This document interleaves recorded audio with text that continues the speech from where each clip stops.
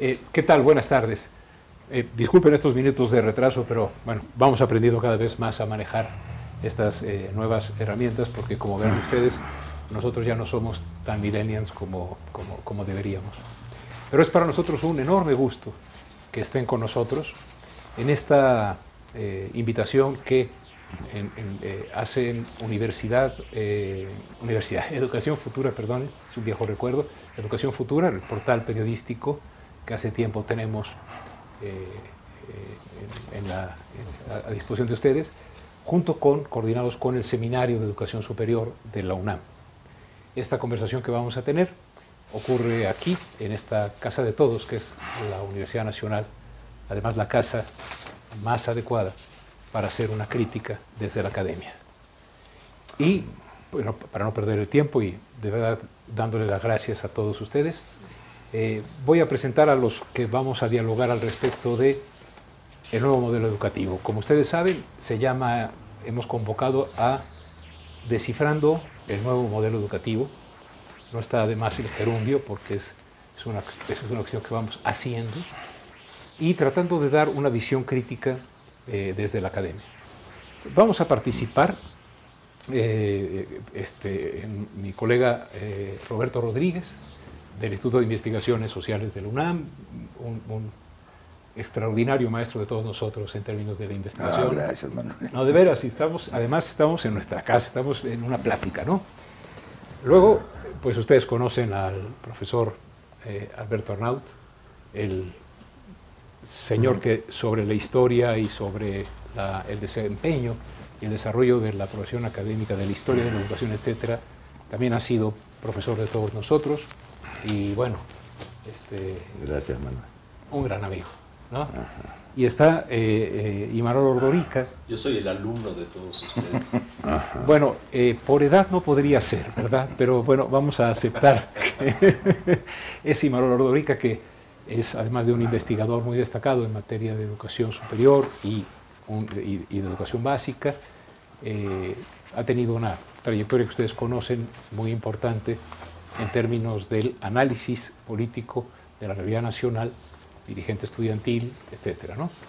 Manuel Gilantón, para servirles, soy profesor, estoy ahora en el Colegio de México, soy profesor de la Universidad Pública, parte del Seminario de Educación Superior también, los cuatro lo somos, y he tenido el gusto de ser director académico de Educación Futura. Estos somos, los invitamos a un diálogo, si pueden, y nos están viendo en vivo por las redes, manden lo que ustedes quieran, ¿no? Y también los que tengan la oportunidad de después ver la grabación, porque ahorita están en la chamba o están llenando algún formulario que les mandó la SEP, no se preocupen, también muy bienvenidos cuando ustedes decidan escucharlos. ¿Podemos iniciar? Bueno. Va. Bueno, muchas gracias por estarnos escuchando.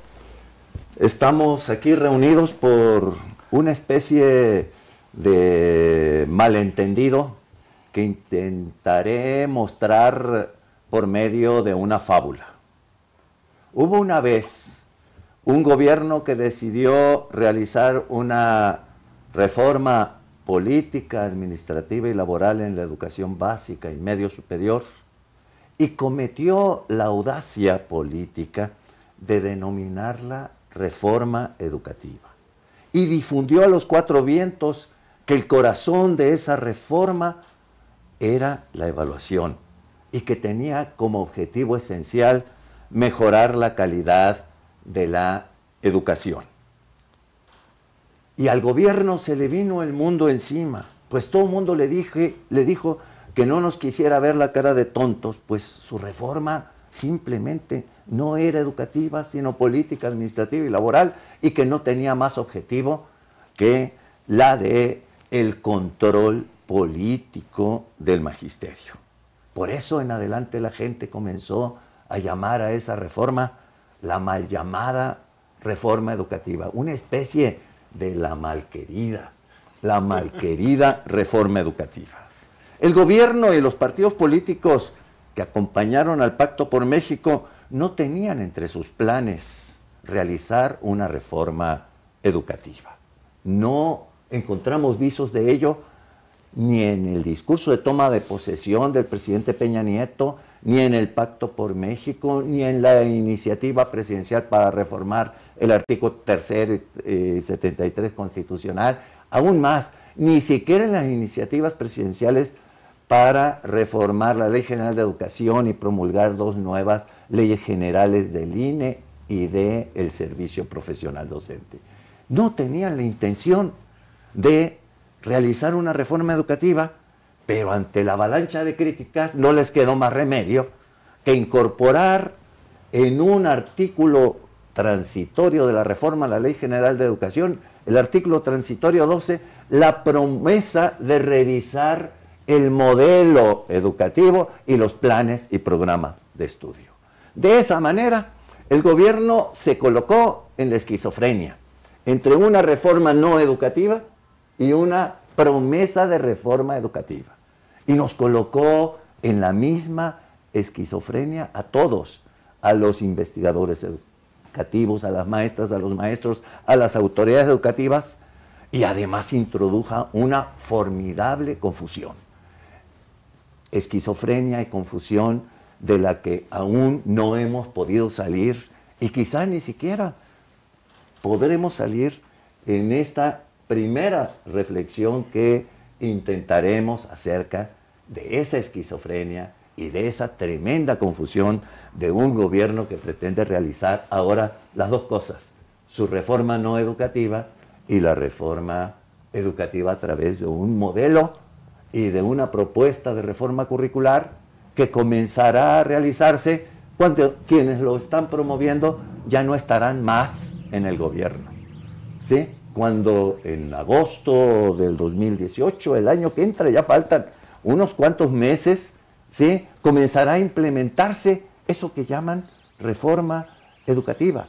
Ya sabremos para entonces quién será el próximo presidente o presidenta de la República. Eso lo digo solo por razones de equidad de género, ¿sí? El próximo presidente o presidenta de la República, ya sabremos, pero lo que no sabremos quién será el secretario o la secretaria de Educación, y tampoco sabremos si el próximo gobierno se comprará todo el modelo educativo donde el gobierno ha incorporado su promesa de reforma educativa y los otros componentes que ha venido implementando a la velocidad de la luz. Es así, a través de las evaluaciones asociadas al servicio profesional docente. Y ni siquiera así ha podido completar la implementación de la reforma educativa. Pues en esas estamos. Muchas gracias. No, hombre, Alberto, en este contexto que has abierto, Roberto y Manuel quisieran decirnos... Yo creo que está bien caracterizado. Primero, es una reforma reactiva, es decir, que se plantea este nuevo modelo educativo como una respuesta a la crítica muy fundada de lo que primero se intentó, es decir, el cambiar las reglas para la contratación, la estabilidad, la promoción, etcétera, del magisterio. No podría ser denominado de ninguna manera una reforma educativa, es una respuesta o reacción a eso. Y por lo mismo, es un planteamiento muy improvisado. Y cuando hay que improvisar, se echa mano de lo que hay. Y me parece que eso es lo que ocurrió. No está sustentado este modelo educativo ni en un diagnóstico sistemático de los problemas educativos del país, lo que no deja de ser paradójico. Desde, 2012 tenemos resultados con nosotros de la prueba PISA y de la prueba Enlace, etcétera, y de multitud de pruebas que se han aplicado a estudiantes, a profesores, etcétera, como para haber podido diagnosticar con precisión cuáles son las insuficiencias. Y ese diagnóstico, si lo tomaron en cuenta, no se expresa de ninguna manera en el modelo. Tampoco hay, y esto es una falta, me parece a mí muy grave, una revisión sistemática de cuáles han sido los principales cambios en el currículum de la educación obligatoria. No se tomaron la molestia de decir, bueno, en 1958 hubo una reforma, la de Torres Bodet, que acompañó al plan de 11 años. En 1972 hubo una reforma importante, la reforma educativa de Echeverría, que también modificó el currículum de la básica. luego en el 93, que acompañó al proceso de descentralización, y finalmente en la RIEP, la de 2006-2009. Podían haber hecho ese recorrido. La reforma integral de la educación básica, de la cual el actual nuevo modelo educativo es básicamente una adaptación. Ya. Oye, les falló la memoria, ¿no? Y están contra la memoria, ¿no? ¿Será por eso? Dicen que peor que la memoria es el olvido, y yo creo que se les olvidaron muchas cosas a la hora de hacer su propuesta. Roberto, pues, qué padre. Profe. Yo creo que en efecto, tratando de conectar con este asunto de la memoria, tenemos una situación bastante paradójica, porque en la Secretaría de Educación Pública es prácticamente el mismo equipo, llamémosle técnico, encabezado por gente como Elisa Bonilla de la UNAM, e hicieron la reforma de la RIEP en el 2006 a 2009 y que ahora han encabezado mover la pluma para hacer este modelo educativo que ahora se presenta. Si nosotros vemos que la caracterización principal que se hace es que el modelo es nuevo, ¿sí? Entonces el calificativo que el gobierno mismo le está atribuyendo a su propuesta educativa de reforma en este momento es precisamente la novedad, lo cual hace que nosotros pongamos la atención en lo que ellos mismos declaran son los elementos más novedosos del modelo y nos llevemos una decepción, y podríamos decir primero una sorpresa y luego una decepción. Casi todos los puntos que declaran como más novedosos en la construcción de este nuevo modelo educativo son contenidos o planteamientos que existen desde hace muchos años. Varios de ellos están casi textualmente formulados y presentados igual que en el nuevo modelo educativo, en el modelo de la reforma integral de la educación básica, hace solo unos años. Pero otros están planteados desde mediados del siglo XX como parte de una discusión pedagógica mucho más profunda que no caracteriza a la que ha habido en la presentación de este nuevo modelo educativo, llamado así, y que creo que tenemos que volver, como decía Alberto hace un momento, a poner entre comillas y a cuestionar en términos de su solidez, su fundamentación y su validez, lo que se nos está presentando. A ver, muy rápidamente. Primero, los niños. En la RIEP se señalaba que el estudiante tenía que ser el centro, que tenía que ponerse la atención en el aprendizaje y no en la enseñanza. El tema de la articulación del currículo fue prácticamente una de las líneas principales del desarrollo de la reforma de 2006-2009. Lo que se llama hoy aprendizajes clave, entonces se les llamó estándares curriculares y en particular se les denominó competencias. Lo que hoy se llama habilidades socioemocionales se llamó entonces desarrollo personal y para la convivencia. Hay un elemento que se supone que es novedoso, que no es estrictamente curricular, que es el de la autonomía de gestión y de modificaciones pequeñas a los planes al nivel de las escuelas, lo cual merece la pena discutir. Y otro elemento se supone novedoso es toda la transformación al servicio profesional docente, sobre el cual lo que hemos tenido es una enorme polarización social y una confrontación de carácter nacional que ha puesto en entredicho la capacidad práctica y la operación de este sistema. En resumen, yo diría, ¿qué sentido tiene hacer esta revisión para decir que existían las cosas antes?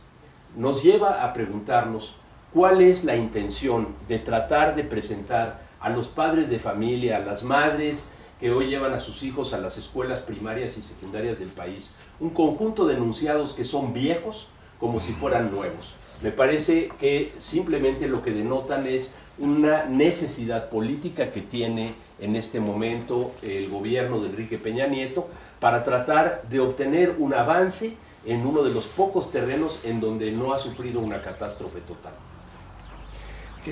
Colegas, fíjense que a mí me parece que en una de esas va a empezarse a llamar el mal llamado nuevo modelo educativo, así como dijimos mal llamada reforma educativa.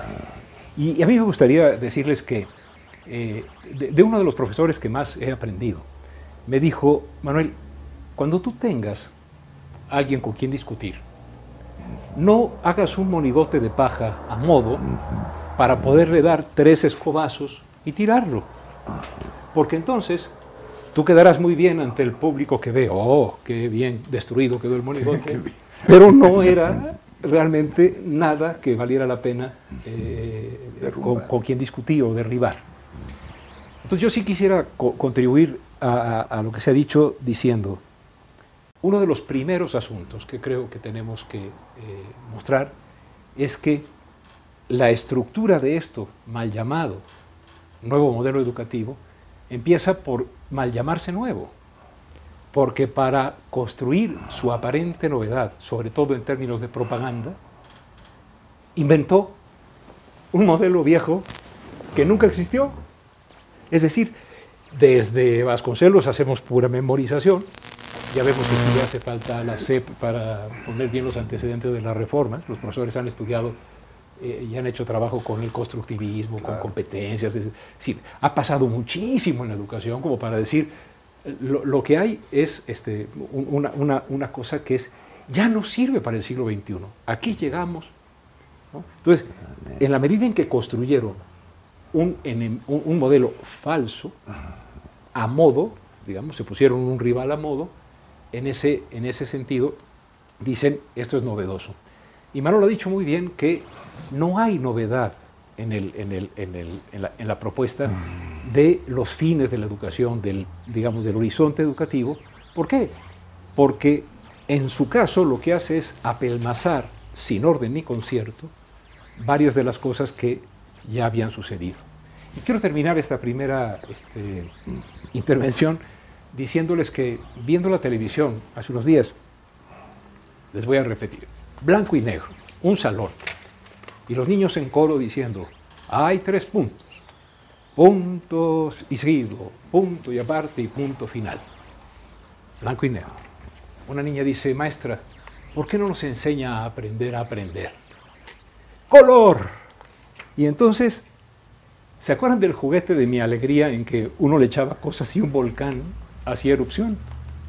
Se llena de color, se llena de... ¿Saben qué? Este mal llamado nuevo modelo educativo, luego vamos a ver qué es de modelo y qué es de educativo, me parece que tiene como función reducirse a una propaganda que subsane lo que debió haber sido primero, pensar lo que queremos nosotros como nación al respecto de la educación y luego hacer una evaluación para ver qué tan lejos estábamos para poderlo echar a andar. Porque es muy distinto enseñar para lo que se va a evaluar que evaluar lo que se quiere enseñar. Este gobierno puso primero, como dice Alberto, la aplicación de la reforma laboral más aguda y punitiva que pudo. Ningún profesor en este país ni profesora tienen seguridad en el empleo, nunca. Cuestión que es verdaderamente aberrante, ¿no? Y ahora saca el nuevo modelo educativo y tiene, yo creo, un gran sentido, muy, muy propagandístico. Miren, este sí nos salió a color, porque la del petróleo le salió grisecita y porque, ¿sí me explico? A mí me parece que ahí hay que, una de las primeras cuestiones es, ¿qué tan nuevo es lo nuevo? Y sobre todo, ¿qué tan cierto es que esto está transformando un modelo? ¿No? Yo por ahí la veo.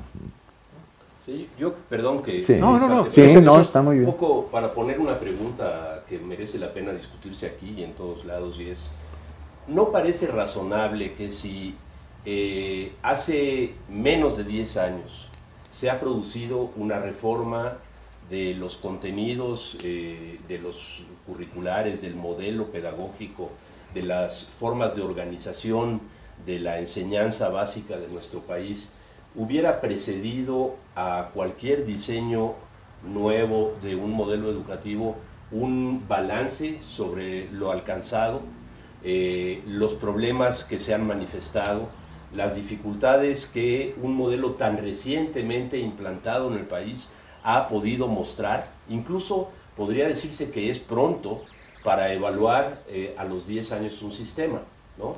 Este que se implanta ahora, que no parte de ninguna diagnóstico, como decía Roberto, o ninguna evaluación de lo que se había implantado hace apenas 7 o 8 años, ¿no? Ahora también nos promete que sus primeros resultados apenas empezarán a aparecer dentro de 10 años, ¿no?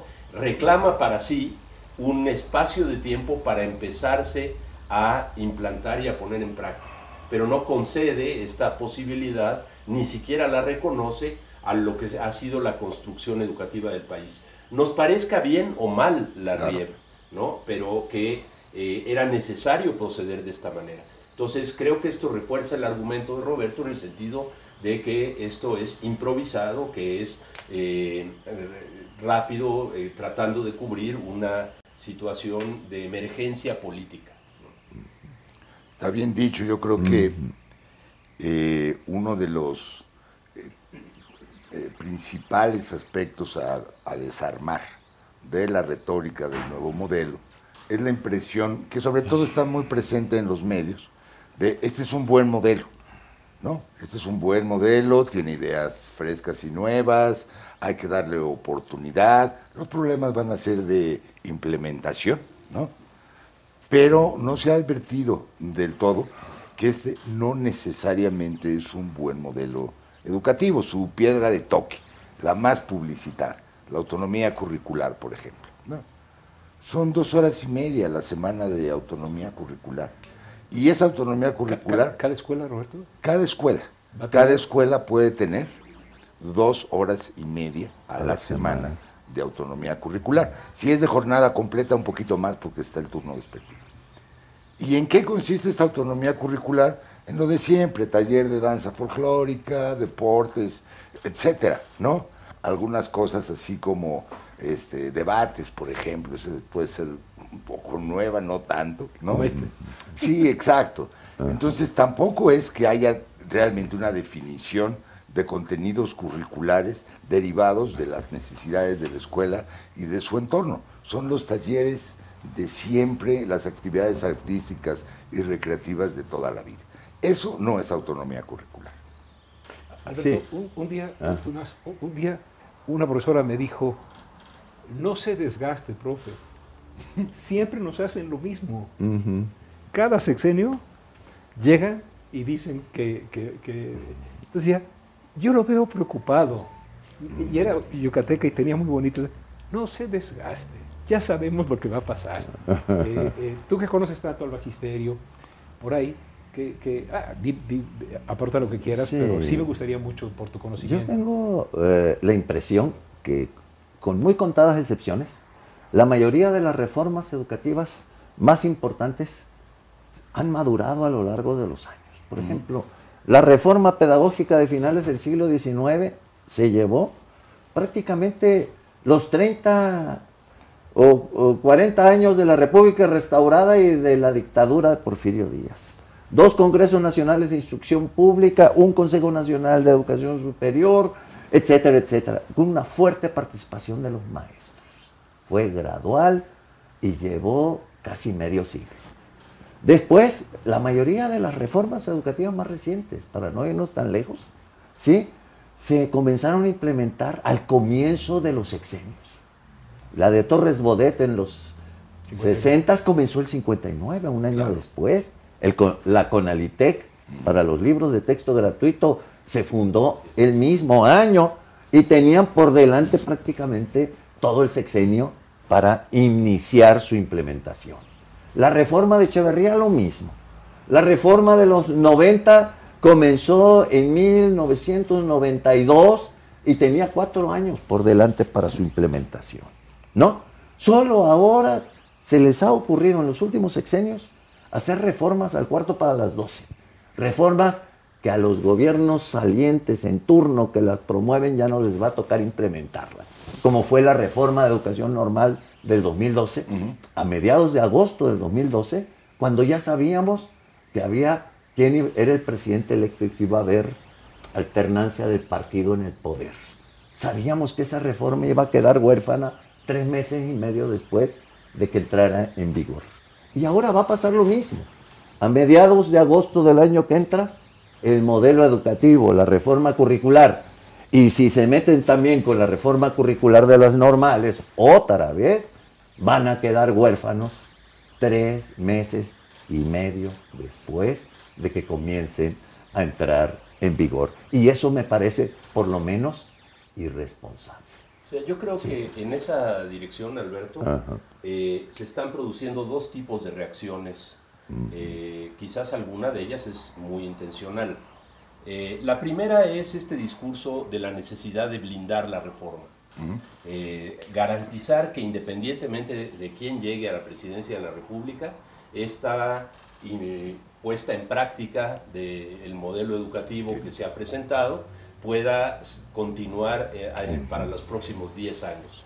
Y todas las personas que hablan con bastante ingenuidad sobre el tema de blindar políticamente la reforma, se quedan ahí. A nadie se le ocurre una sola idea de cómo se puede blindar una reforma que además no se caracteriza por ser precisamente una política de Estado de largo plazo con una proyección de mucho alcance.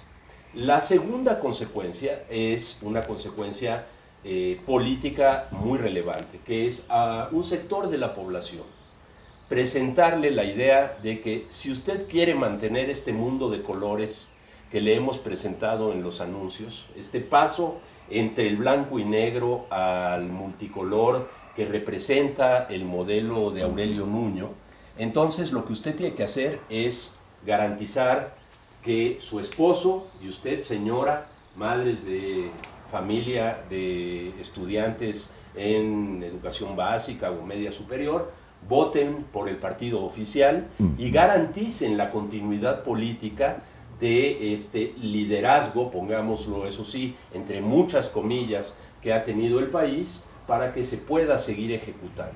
El interés político entonces se vuelve muy evidente, ¿no?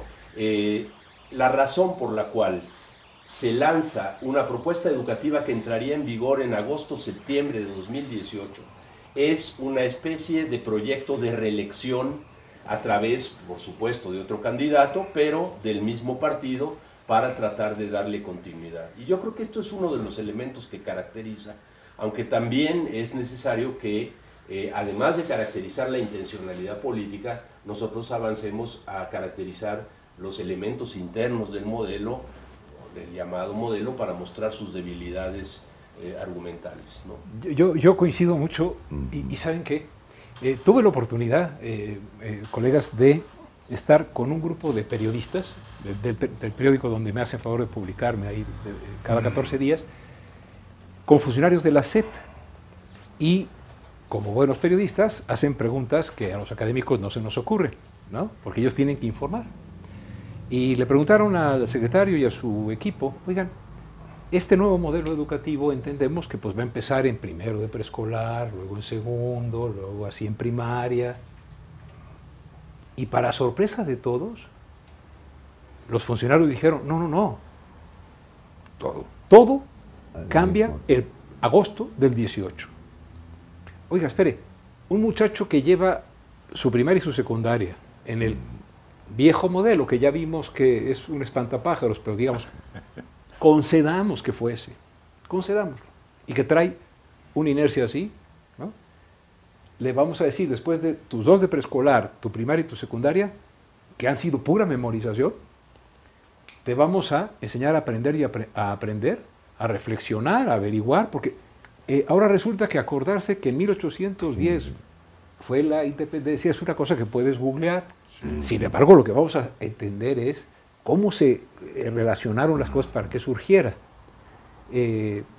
La memoria sola no basta, es condición necesaria, aunque no suficiente para el conocimiento, pero sin memoria no hay pensamiento. Pero más allá de eso, una cosa que yo quiero señalar es que la propuesta es, señores, y permítanme hacerlo, aquí está el futuro, ¿no? Vean ustedes qué bonitos colores, ¿no? Qué bonito se dice qué es lo que va a pasar en cada fin de ciclo, qué se espera. Por ejemplo, se va a terminar hablando inglés como Shakespeare, parece, ¿no? Con unas clases. Es decir, esta es la venta de cuentas de vidrio como si fuera oro. Y no tiene, está al revés, ya me pasó como en el debate de la presidencia, esta propuesta lo que tiene es una enorme irresponsabilidad. ¿Por qué? Con esto termino esta intervención que a mí me aterró. Dijeron, pero, porque yo dije, oigan, esto va a generar que haya pues desajustes, los profesores traen una manera de chambear, los muchachos una manera de aprender, y además no es cierto que sea pura memoria. Hay una gran cantidad de profesores y profesoras que hacen maravillas. Bueno, y les van a decir, ahora tienes que cambiarle. Yo dije, oigan, esto en un año, ¿cómo? Y la respuesta fue, no se preocupe, doctor, me dijo así, va a haber un módulo de 40 horas por línea para que se entienda que es el nuevo modelo educativo. Y otro de 40 horas en línea sobre los contenidos, ya si usted trabaja en primaria, secundaria, y va a ser para 500,000 personas este año y otras tantas en los siguientes. Es decir, hasta eso, habrá una tercera parte de los profesores ya capacitados en línea cuando el presupuesto para la educación en línea para este sexenio es cero. Claro. Y cuando hemos tenido los más grandes robos con enciclomedia, con las tabletas para todos, con habilidades digitales para todos, etc. Ha habido una gran habilidad digital para agarrar esos recursos. Entonces, me asustó. Van sobre tercero de prepa. O sea, has llevado todos tus estudios en un plan y venga, te lo cambian el último. Y capacitando a los profesores en línea. Y además diciendo, no vamos a ir progresivamente, sino que cambia todo y luego denos unos 10, 15 años para ver qué resulta. No, pero lo que va a resultar es, en su caso, el vector resultante y caótico de la confusión a la que meten a los profesores, ¿no? A mí me asustó mucho. Así es. Esta envoltura tan política del nuevo modelo educativo sobrepasa incluso sus capacidades o posibilidades técnicas. Realmente se nota la ausencia de organismos como lo fue la Comisión Nacional Técnica, el Consejo Nacional Técnico de Educación, ¿no? Del Instituto Federal de Capacitación del Magisterio, la Comisión para la Reforma Educativa, etcétera. Es decir, la historia nos enseña que cuando hay la construcción de estas instancias que se pueden dedicar con tiempo, con calma, etcétera, etcétera, al diseño de una reforma, esta puede salir mejor armada, por lo menos. No necesariamente ser la panacea o la solución para todo, pero sí reflejan un trabajo de mucha mayor seriedad. Atrás de cada una de estas reformas, tú ya te referiste a la de la segunda mitad del siglo XIX y que Vasconcelos agarra en lo que se quedó más o menos, y otras más. Atrás de ella hay instituciones que preparan el cambio con tiempo, con recursos, con inteligencia. Y acá eso no se advierte de ninguna manera. Sí, quería un poco para confirmar por qué debe de ser mal llamada nueva reforma educativa, ¿no? Ya Imanol señaló muchos de los antecedentes que ahora se están vendiendo como cuentas novedosas, innovadoras, que ya tienen muchos años. Otra es la transición de la expansión y universalización de la educación básica al énfasis en la calidad. Pero hay otras afirmaciones que rayan en la ignorancia, como por ejemplo la autonomía curricular, que yo recuerde desde siempre, desde que existen planes y programas de estudio, las reformas educativas han sido reformadas por las maestras y los maestros en las aulas, claro, para adaptar el currículum nacional y uniforme a los requerimientos específicos de los grupos que atienden en cada uno de los contextos sociales y culturales donde laboran. En el mundo urbano, marginal, rural, indígena. Todos los días hemos visto desde hace más de un siglo a las maestras y a las maestras ejerciendo su autonomía. Es más, me atrevería a decir su soberanía curricular. Y estos señores nos están vendiendo ahora como la gran novedad la construcción de la autonomía curricular, regateando solo el 20%. Otro tema que aparece sobre todo en lo que se refiere a la profesionalización de los docentes, dicen, por primera vez en educación básica se abre la posibilidad de que profesionistas no normalistas ingresen al servicio docente. Eso es ignorar la historia de la educación secundaria, que nació universitaria, del cercenamiento del bachillerato de esta institución en la que estamos, ¿no? Y que su planta docente siempre ha estado integrada, ¿no?, por maestras y maestros con formación en las instituciones de educación normal superior y con formación no solamente en las universidades, sino también en los institutos tecnológicos, en el poli, etcétera, etcétera. Nos pretenden vender también aquí otra gran innovación como si fuera una gran hazaña. Otra cosa que han señalado muchos de los críticos es que la reforma no tiene viabilidad simplemente porque no hay con qué realizarla. No hay recursos adicionales ni siquiera para comenzar a implementar la reforma.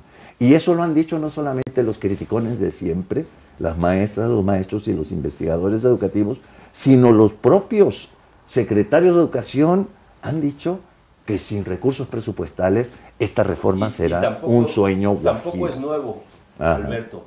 ¿Te acuerdas a Jesús Reyes Heroles diciendo, hagamos la revolución educativa y se trata de hacer más con menos? O sea, asumiendo que había menos recursos, se planteaban una supuesta transformación de la educación. Entonces esta lógica de que vamos a invertir menos en educación y aún así la vamos a transformar, ni siquiera eso es nuevo. No, y aprovecho para decir, dicen, es la primera revolución educativa, pero si en el periodo de la Madrid y Fox, ya eran revoluciones educativas. Perdón, te interrumpí, profe. Claro, hay otro problema con la reforma educativa, y es la tensión y contradicción entre esta que dicen que sí va a ser una reforma educativa y la reforma no educativa. Todos los signos entre ambas reformas en el discurso son contradictorios, ¿no? Claro. ¿No? En ninguna de las dos reformas se le pidió la participación al magisterio. No participaron ni en el diseño, ¿no? Y la reforma no educativa no solamente no participaron los maestros, sino además se ha pretendido realizar sin los maestros y aún en contra de los maestros. Aún más a sangre y fuego, donde los maestros se niegan a someterse, sobre todo a uno de los componentes más aberrantes de la reforma no educativa, que es la evaluación punitiva del desempeño. Esa evaluación, que además de no evaluar el desempeño, que a pesar de que no evalúa el desempeño, según lo reconoce la propia presidenta del INE, ¿sí?, ya ha despedido a decenas de miles de maestras y maestros que decidieron adelantar su jubilación. Y ha despedido a las maestras y a los maestros que se niegan a someterse a ella. Someterse es el verbo. Claro, es el verbo más frecuente en el discurso, sobre todo el secretario anual. Te sometes o te vas. Te sometes o te vas. Entonces, yo pienso que la reforma no educativa ha provocado, ha introducido en el magisterio una gran inestabilidad laboral, profesional, me atrevería a decir también moral y emocional, ¿sí?, que es incompatible con cualquier reforma educativa. Sin restaurar la estabilidad emocional, laboral, profesional del magisterio de educación básica, será imposible realizar cualquier cosa que se llame reforma educativa. Perdón, Manuel, en ese sentido, el pronunciamiento al que hacías alusión de contraponer la presencia de profesionales con normalistas es profundamente despectivo, ¿no? Porque en el magisterio hay una reivindicación de que la formación como normalistas es una formación que capacita para el ejercicio de una profesión, que es la profesión de maestro. Y hay esta superficialidad de pensar que las licenciaturas universitarias son profesionales y que la educación superior de carácter normal no corresponde a la formación de profesionales en un área específica. Esta negativa permanente del Estado mexicano de reconocer en los maestros a profesionales de la educación.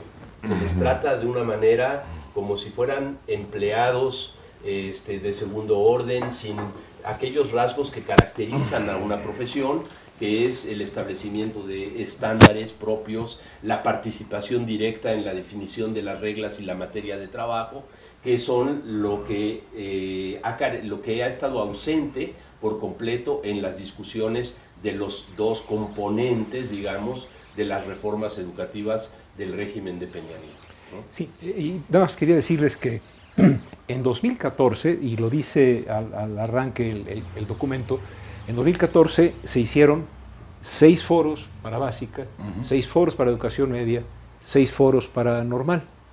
Creo que a ti te tocó estar de testigo social en el de las normales, a mí en el de básica.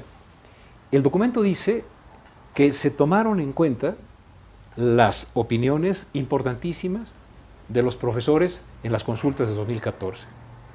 Estuve en todas. La dinámica era la siguiente.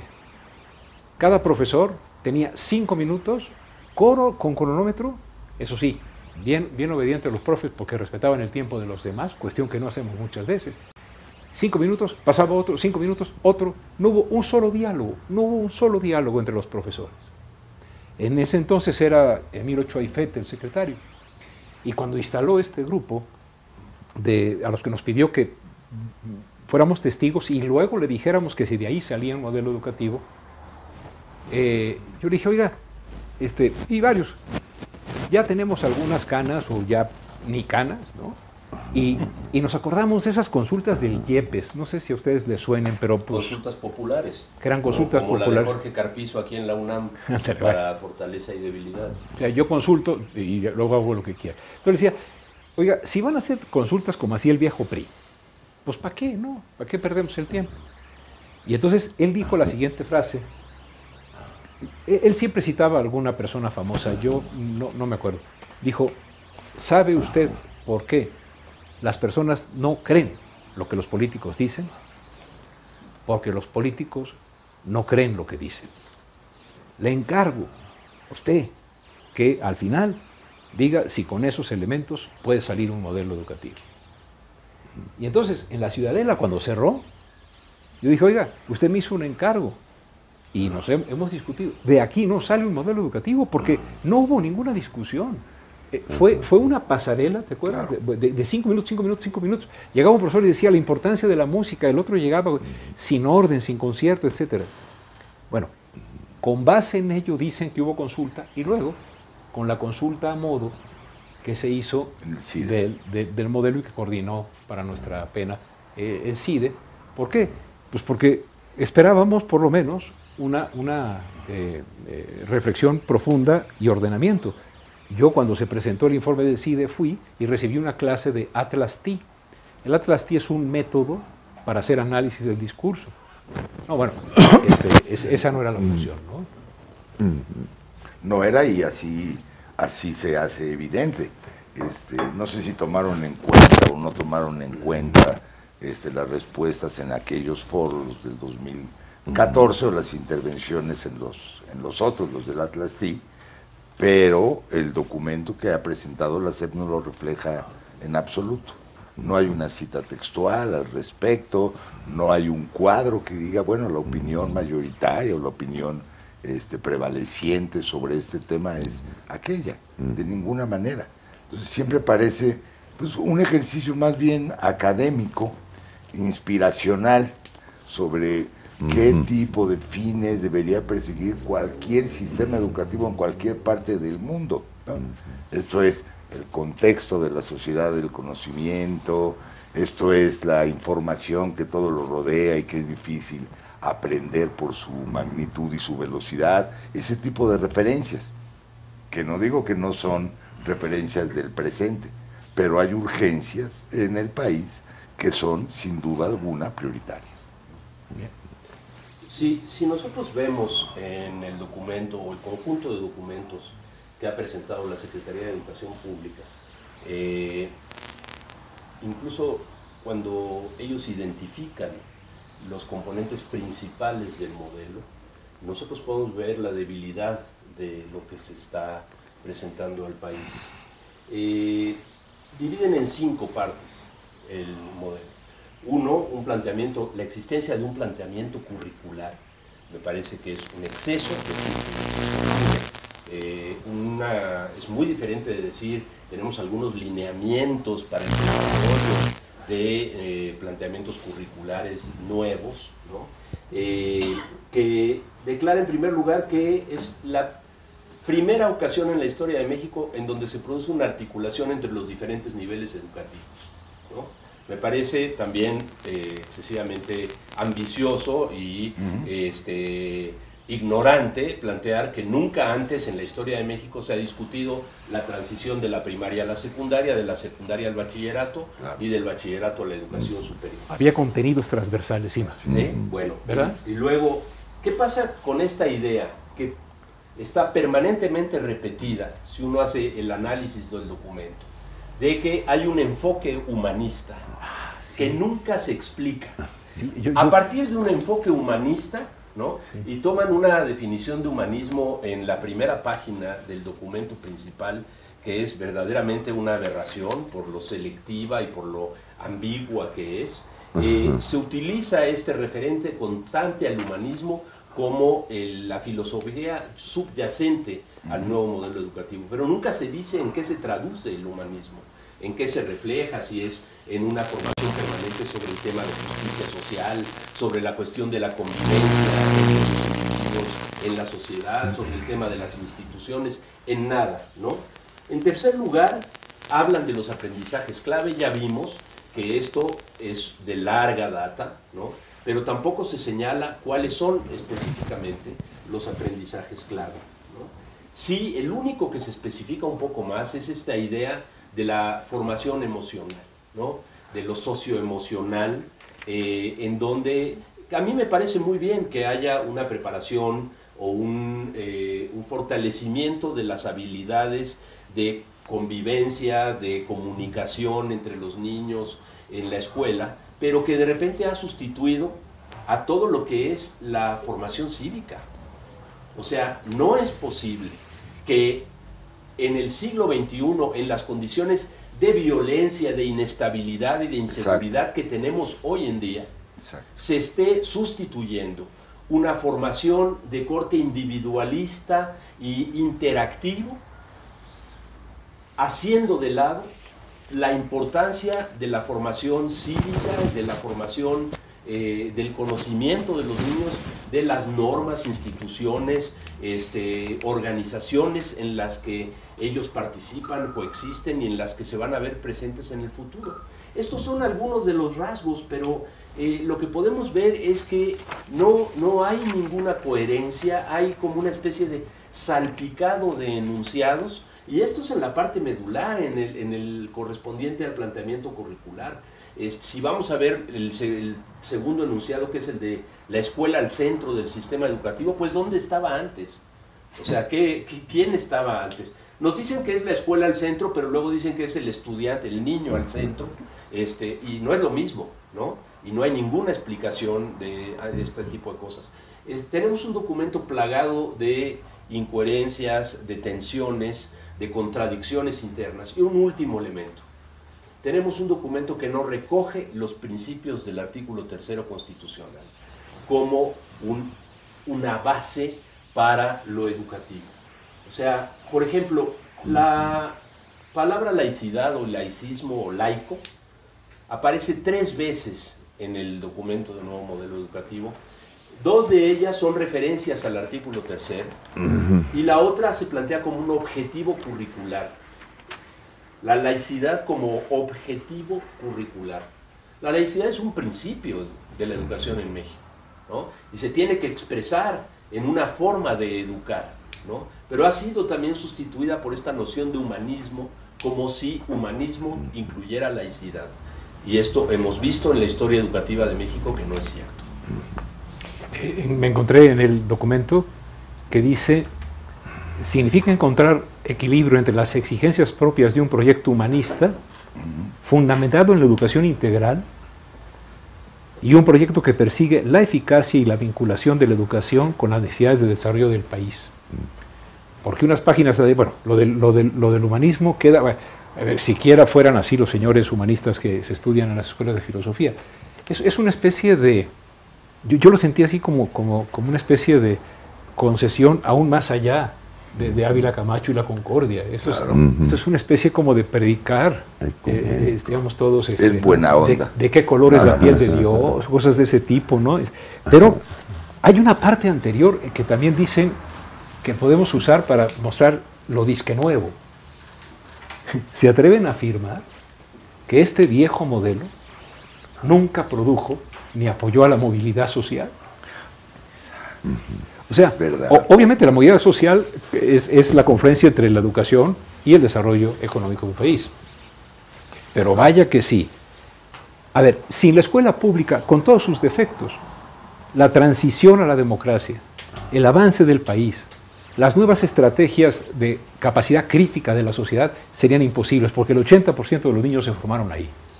No solo hay movilidad social, hay movilidad política, en el sentido de construcción de personas que piensan y critican. Entonces, de veras, yo creo que sí debemos esforzarnos, y sobre todo, si nos están viendo muchos, seguramente muchos profesores, pero también algún padre de familia, o profesores, díganle a los padres de familia, están vendiendo demagógicamente un anuncio de televisión. Y otra cosa, en esa reunión dijeron: tú eres muy escéptico de que se pueda en 40 horas en línea cambiar a los profesores. Pero te voy a dar una muestra, me dijeron, evidente, hay datos duros de que sí se puede capacitar. Mira, todos los profesores que han tomado el curso de preparación para la evaluación del desempeño, cuando han tomado el curso que, por cierto, el CENTE, muy asociado a esta reforma, les da, y otras empresas, el TEC de Monterrey, etcétera, dice, los que han tomado ese curso han sacado 40% más que los que no han tomado el curso. En consecuencia, esta capacitación sí va a servir para que los profesores ya sean nuevos en un año. Yo le dije, con una condición, que la evaluación tenga que ver con la práctica. Si la evaluación no tiene que ver con la práctica, y sabemos muy bien que la evaluación tiene que ver con conservar el empleo, no diga usted, maestra o maestro, lo que cree del reactivo. Responda lo que cree que el INE cree que debe usted responder. Eso, con respecto a la práctica, no está ligado.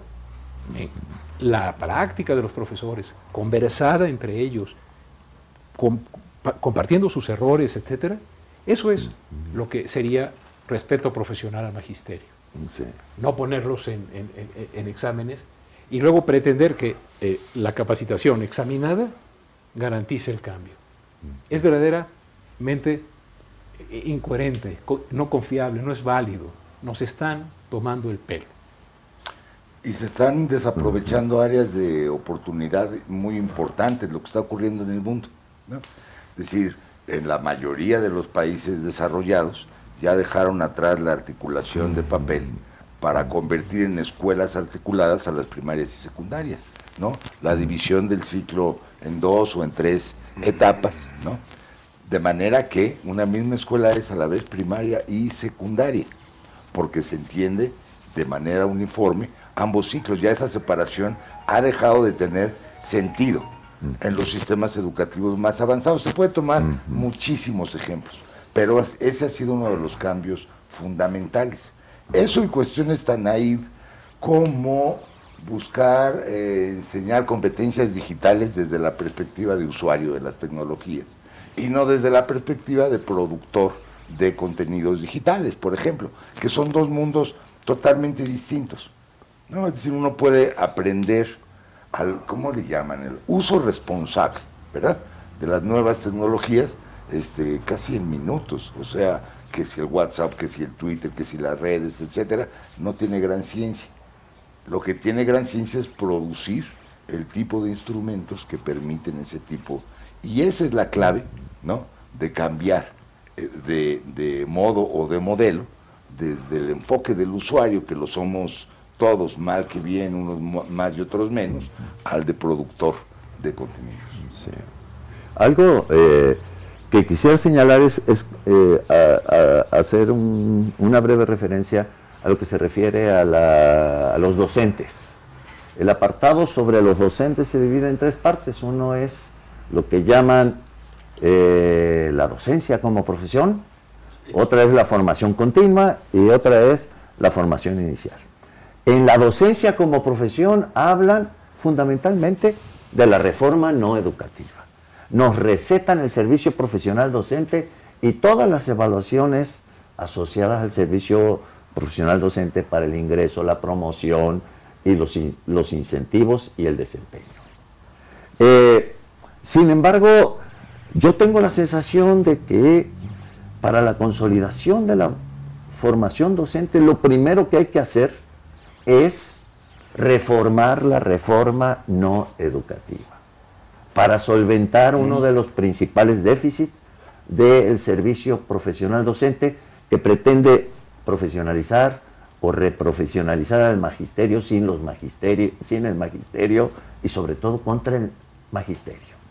Yo no creo que haya compatibilidad entre consolidación de profesión docente y un servicio profesional docente que tiende a despreciar, a descalificar y a castigar al magisterio y sobre todo a las maestras y maestras que trabajan en condiciones de más difícil escolarización en las zonas urbano-marginales, en el mundo rural, en el mundo indígena.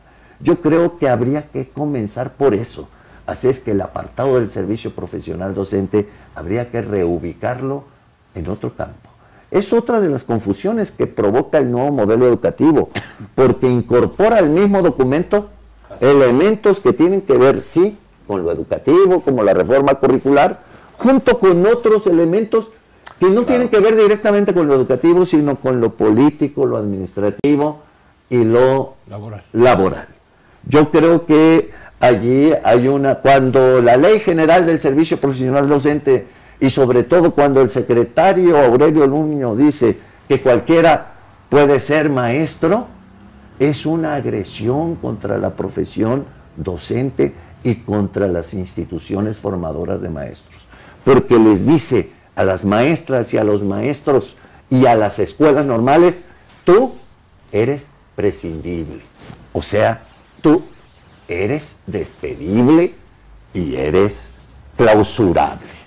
¿Qué mensaje pueden mandar desde el servicio profesional docente a la consolidación de la profesión docente, que debe de tener como núcleo central la participación de los propios maestros en la construcción de su profesionalidad y la consolidación del sistema de formación inicial y continua de maestros?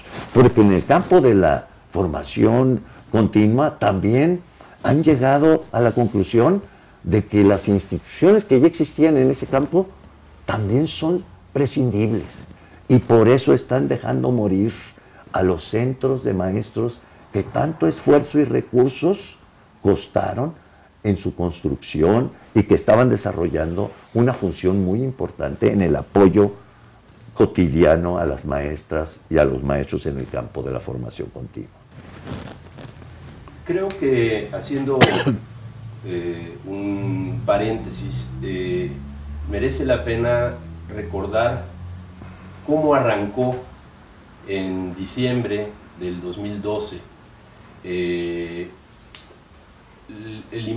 involucramiento del gobierno de Peña Nieto con el tema educativo. En una presentación en el Museo de Antropología lanzaron lo que serían los lineamientos principales de las transformaciones normativas para la construcción del sistema profesional docente, ¿no? Lo que serían los temas de la evaluación, los que serían los temas de los mediciones permanentes al magisterio, sobre desempeño, para el ingreso y para la promoción. Y en esta casa de estudios, estando aquí en la UNAM, vale la pena recordar que ese mismo día, aquí en Ciudad Universitaria, la UNAM presentaba una reflexión hecha a partir de estudios a profundidad de especialistas universitarios, que se resumía un volumen muy amplio de análisis sobre la educación en el país, que se resumía en un documento que se llamaba 10 propuestas para 10 años en el sistema educativo mexicano. Ese esfuerzo, encabezado por el doctor José Narro, entonces rector de la universidad, fue hecho completamente de lado en esta dinámica antimagisterial que desde el principio dibujó el gobierno de Enrique Peña Nieto. Traigo esto a colación porque desde las primeras líneas de formulación de lo que nos presentan hoy como nuevo modelo educativo, dicen que aquí se sintetiza la opinión no solo de los maestros y los expertos en los foros, sino la investigación educativa se incorpora para dar lugar a esto. Y existe múltiples ejemplos de cómo la opinión especializada en los temas de educación y de cambio educativo y del análisis de los problemas educativos de México fue dejada al margen, así como se hizo con el caso de la propuesta de la UNAM, en otros muchos ámbitos, en otros sectores y a otros especialistas, en toda la discusión que se ha vivido en estos años. Y cómo esto que estaba ocurriendo, donde una institución como la UNAM se preparaba para encarar un sexenio y proponía 10 años de desarrollo educativo, hoy tenemos, volvamos al punto, una administración pública irresponsable que a un año y meses de abandonar la conducción política del país, está permitiéndose formular un ambicioso proyecto de transformaciones educativas que puede no tener mucho contenido educativo y no tener muchas propuestas innovadoras para cambiar lo educativo, pero que sí va a tener efectos en la formación de los educandos, los que mencionaba Manuel, los que se mencionan en este momento sobre la inestabilidad y la inseguridad en el magisterio, y otros, ¿no? O sea, toda esta condición de tenerse que ir adecuando a planes de estudio que cambian una o dos veces a lo largo de la trayectoria educativa de una sola persona. Entonces, este tema que nos vuelve un poco a lo político, y ya que nos acercamos de alguna manera al final de esta primera discusión, porque podemos tener otras, ¿no? Me parece que vale la pena recoger para que volvamos a caracterizar qué es lo que está ocurriendo en este momento de la educación del país, en la circunstancia en la que estamos, en los tiempos políticos en los que estamos y los problemas que nos plantean hacia adelante, ¿no? Fíjense que escuché en el radio una cuestión que me llamó mucho la atención. Entrevistado Ángel Díaz Barriga decía que él, leyendo el texto, había encontrado que la mayoría de las referencias eran a la investigación educativa del extranjero. Exacto.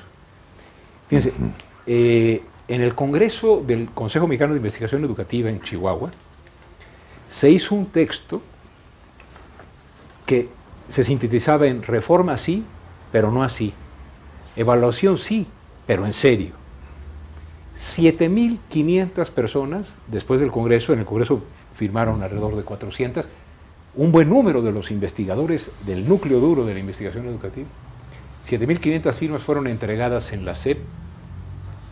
¿Ustedes creen que se recibió la respuesta, el acuse de recibido? No. Ángel, además de decir que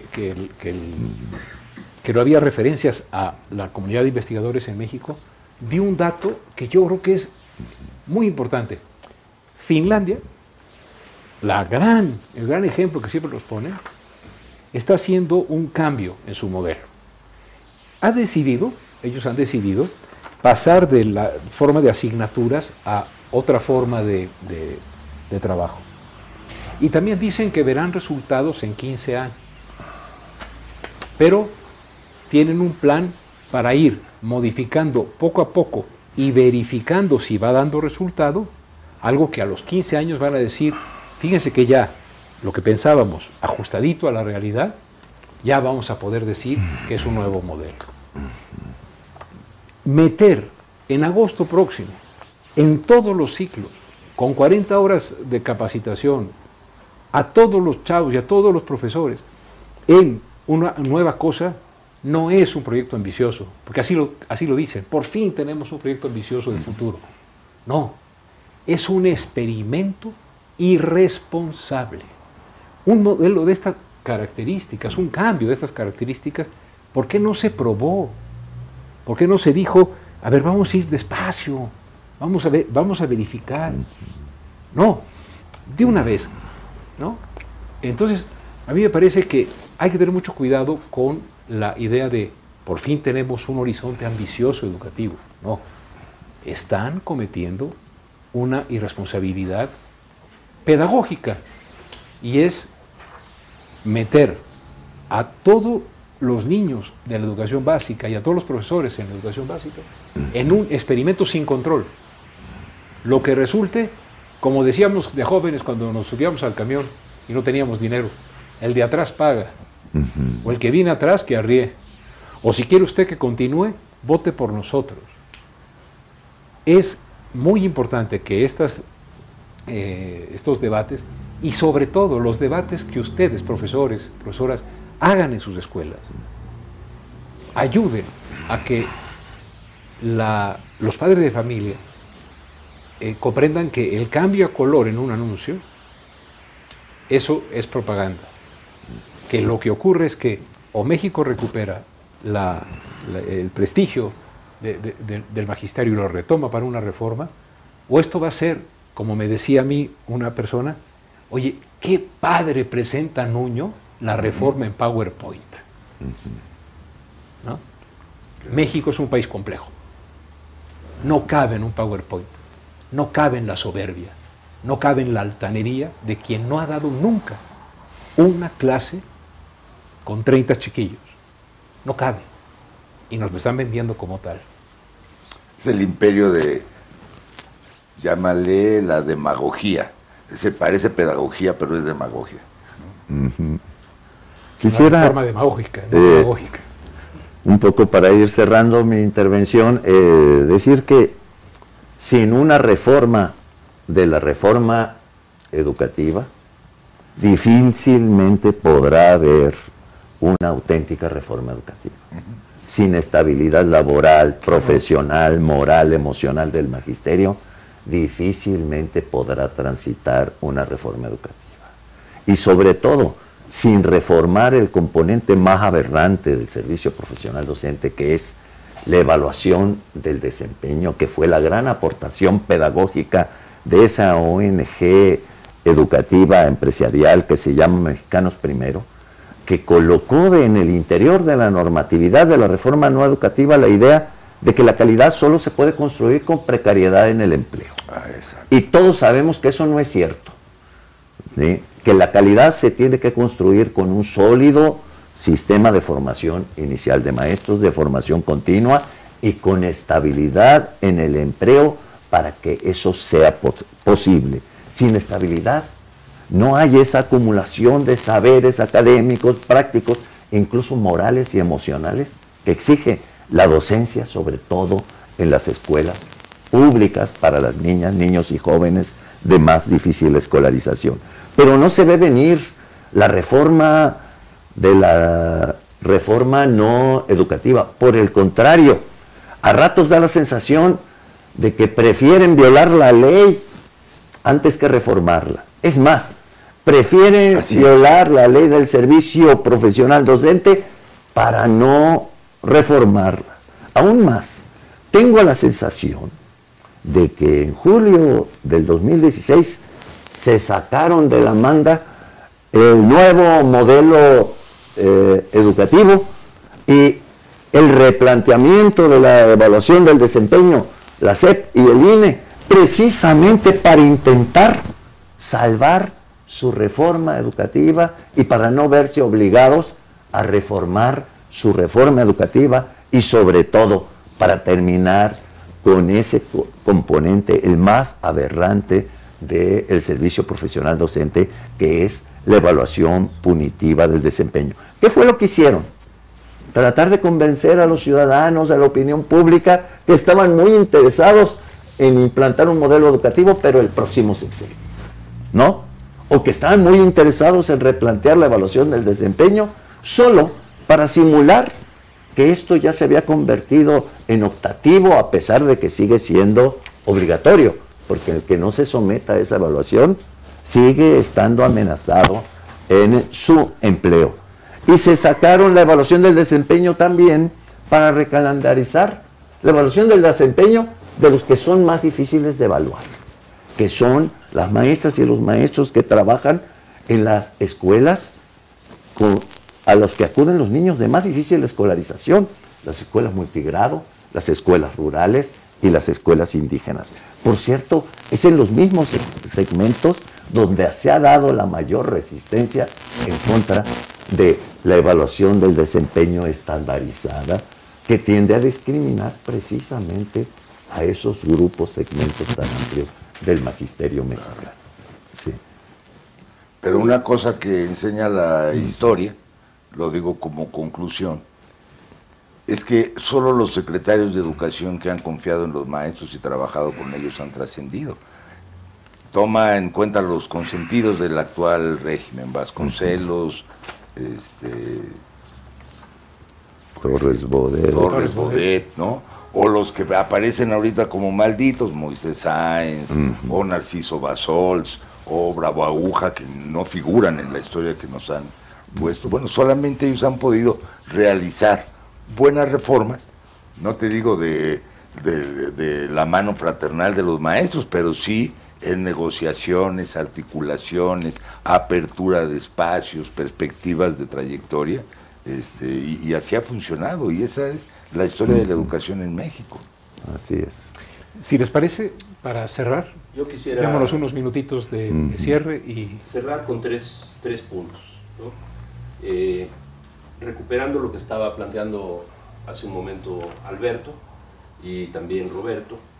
En su momento caracterizamos esta reforma que creó este servicio profesional docente y que en realidad no era una reforma educativa, sino una forma de control laboral y político del Magisterio Nacional. Le dijimos que era un engaño porque planteaba que los problemas educativos del país eran responsabilidad de los profesores, un mito porque decía que la evaluación iba a mejorar por sí misma la calidad de los profesores y por lo tanto la calidad del sistema educativo nacional, y un fraude porque era impracticable el número de evaluaciones que se planteaba realizar cada año en las condiciones que se decía y que el propio INE decía, con los principios que el INE planteaba que se iban a realizar, ¿no? Creo que esa caracterización fue justa y que no lo que nosotros dijimos desde la academia, sino lo que dijeron los maestros y maestras en las calles, en las marchas, en las carreteras, hicieron que el gobierno tuviera que dar marcha atrás, esto es importante decirlo, trasladara a los estados el tema de la evaluación, cosa que se habían negado a aceptar al principio, y pospusiera las evaluaciones también para el 2017 finales y el 2018, o sea, arrinconadas al final del sexenio.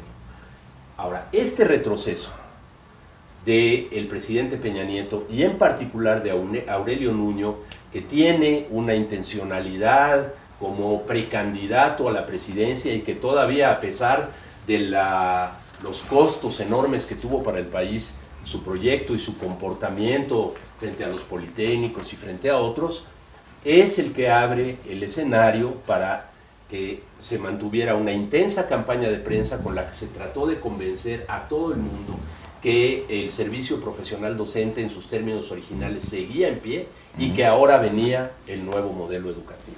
Ese es el punto número uno que quería plantear. Ese es el contexto del nuevo modelo educativo.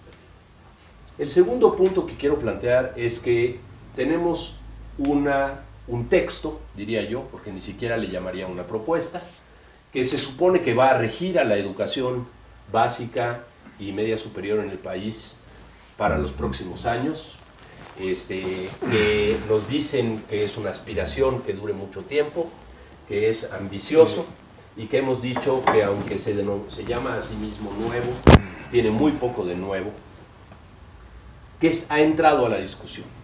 Y en esta discusión ha habido dos tipos de críticas.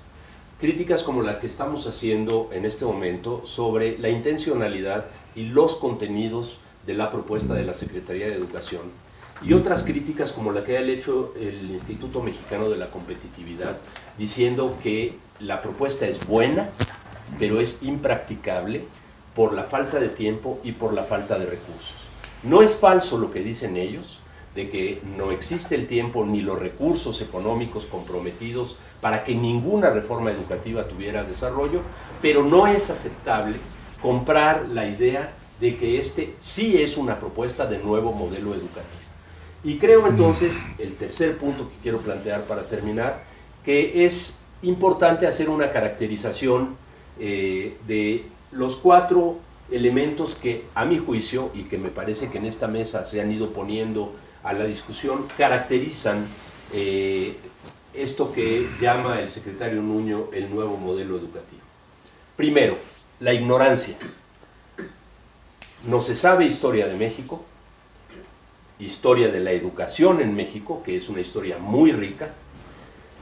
Se hace una amalgama de modelos, periodos, proyectos y objetivos educativos en distintos momentos de la historia, con un objetivo solamente, que es resaltar la importancia de lo que se está presentando en este momento. 2, lo que decía Roberto, es ignorante porque carece de todo tipo de diagnóstico o análisis a partir del cual se fundamente lo que se está proponiendo. 3, es ignorante porque aunque cita o trata de recuperar algunos de los debates pedagógicos de los años 50 y 60 del siglo XX, ¿no? Trata de ubicarlos como si fueran posturas pedagógicas novedosas y contemporáneas, y con eso revela el carácter bastante antiguo de la propuesta que hoy se nos presenta como nueva. Y 4, porque ignora intencionalmente las características del modelo educativo vigente de la reforma de la RIEP, para poder también destacar estos rasgos supuestamente novedosos. Hay un quinto elemento que tiene que ver con la ignorancia, que se pretende que el modelo educativo tenga una enorme aceptación de la población mexicana, porque se parte de la idea de que la población mexicana también es ignorante y no tiene suficientes elementos para notar que la propuesta que se ha presentado no es novedosa y no tiene un contenido como el que uno esperaría de una propuesta educativa seria. Segundo rasgo que la caracteriza, es demagógica, o como decía Roberto, como decías hace un momento, no es pedagógica, es demagógica. Demagogía, ¿no? En lugar de pedagogía. ¿Por qué es demagógica? Uno, ya lo dijimos, presenta lo viejo como si fuera nuevo. 2, porque hace un conjunto de enunciados ambiguos y generales que trata de hacer pasar como si fueran planteamientos curriculares. Entonces, trata de engañar a la población de que hay un proyecto nuevo que tiene un profundo contenido sobre cómo debe educarse a los niños y a los jóvenes para el futuro. Y esto está totalmente ausente. Entonces, en este sentido digo que es demagógica. Tercero, digo que es oportunista, porque está determinada por los tiempos y las necesidades políticas del partido en el poder y por las ambiciones políticas particulares del secretario de Educación, que es uno de los delfines, ya un equipo bastante fallido de delfines que tenía al inicio del sexenio o a la mitad del sexenio el presidente de la República, ¿no? Ya se cayó Videgaray con su los problemas con la economía nacional y luego con su tropezón con el presidente de Estados Unidos. Ya se cayó Mid con el tema de los gasolinazos y el no crecimiento de la economía mexicana. Nuño había caído con el fracaso del servicio profesional docente, pero se ha tratado de levantar y de refuncionalizar como un posible contendiente a la presidencia. Y el oportunismo está orientado a que la población crea que para darle vigencia y posibilidades al modelo educativo hay que ir a votar por el PRI en las próximas elecciones.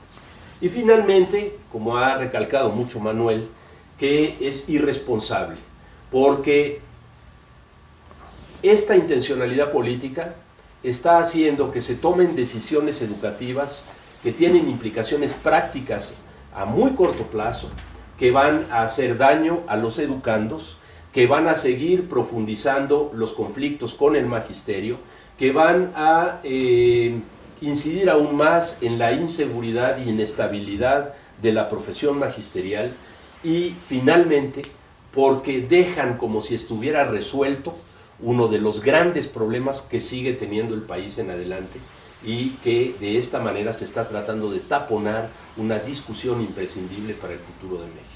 Entonces, yo quisiera cerrar con eso, tratando de plantear una caracterización de lo que nos han puesto enfrente para hacer, pues de nuevo, una discusión permanente con quién estamos discutiendo, con el Ejecutivo Federal, con sus autoridades educativas, con su sindicato charro que está acompañando todo esto, buscando hacer negocios y recomponer las relaciones de poder que en algún momento se habían erosionado.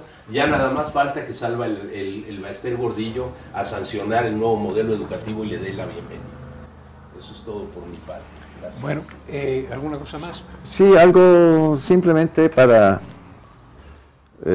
recordar que estamos en el nuevo modelo educativo, eso que se sacaron de la manga para no implementar en este sexenio, sino en los años por venir. Y la evaluación del desempeño fue la respuesta fundamentalmente a la crítica de las maestras, los maestros, los investigadores educativos, varios eventos organizados por instituciones formadoras de maestros y también por la propia Universidad Nacional Autónoma de México. Es la respuesta a esas críticas. No pudieron sostener por más tiempo una reforma solo no educativa y quieren convencernos de que quieren hacer también una reforma educativa. La evaluación del desempeño está haciendo agua en el propio modelo educativo y sobre todo en la ruta para su implementación. Se reconoce, finalmente aparece una cifra. Fíjense, se propone como meta de participación para el 2018-19, ¿sí? Por lo menos el 50% del magisterio que está obligado a someterse a la evaluación punitiva del desempeño. Quiere decir que ahora no se han evaluado más del 20% del 1.600.000 maestras y maestros que deberían haberse evaluado en esa evaluación punitiva del desempeño. Y que el 1.300.000 que faltan por evaluar para el 2018, pues ya no se alcanzaron a evaluar en los primeros 4 años. Y entonces tendremos a cientos de miles de maestras y maestros fuera de la legalidad. Pero prefieren violar la ley a reformarla. Bastaría, ¿qué tanto es tantito? Reformar la reforma educativa para construir realmente un servicio profesional docente que consolide a la profesión docente y sobre todo que respete a las maestras, a los maestros mexicanos y a sus instituciones formadoras de maestros. Estoy convencido de que no podrá haber reforma educativa si antes no hay una reforma de la reforma no educativa, ¿sí? Y sobre todo una reforma del componente más aberrante de la reforma educativa, que es la evaluación punitiva del desempeño. Otra cosa que quiero señalar, esta situación en la que ahora se encuentra la esquizofrenia oficial y la esquizofrenia en que nos tiene en medio de una reforma no educativa y una reforma educativa que ya no va a poder ser este sexenio, han jugado un papel muy importante las maestras y los maestros movilizados en diversas regiones del país. sobre todo en el territorio histórico de la Coordinadora Nacional de Trabajadores de Educación, pero también en los territorios de otras expresiones sindicales disidentes de izquierda. Pero aún más, incluso en los territorios del magisterio que jamás volverá a salir a las calles, quizá, jamás va a bloquear una carretera, una calle o organizar un plantón, pero que están igual de indignados e indignadas que las maestras y los maestros del sureste de nuestro país. Eso es lo que yo pienso. La reforma no educativa no ha pasado, no ha transitado, y yo creo que ya se le acabó la posibilidad de transitar en este sexenio. ¿Sí? Roberto. Bueno, ya estando en esas, de ver hacia el próximo sexenio, a mí me gustaría ver al frente de la SEP un educador y que hubiera un servicio profesional para la planeación y el desarrollo de la educación. Muy bien, pues con este diálogo, tanto Educación Futura como el Seminario de Educación Superior de la UNAM, hemos iniciado el trabajo de descifrar al mal llamado nuevo modelo educativo. Da la impresión de que es profundamente educativo, de cómo un modelo no es nuevo, pero que tiene una profunda intencionalidad demagógica. Quisiéramos decirles los cuatro, estoy seguro que están de acuerdo conmigo, en que esto empezó, háganlo en sus escuelas, con sus colegas, con los padres de familia, grábenlo, mándenlo, lo subimos en el portal. A diferencia de la Secretaría de Educación Pública, a diferencia de los que le han servido como organizadores de las cosas, necesitamos escuchar a los profesores hablar de esto. Anímense a escribir. En Educación Futura siempre tienen espacio. Imanol, Alberto, Roberto, muchas gracias. Muchas gracias a todos los que hacen posible que esto haya salido. Y pues nos vemos en la próxima. Y muchísimas gracias a la UNAM por su hospitalidad. El terreno de la crítica para muchos de nosotros está aquí. Aunque hay muchos más, el de su escuela. Hasta luego.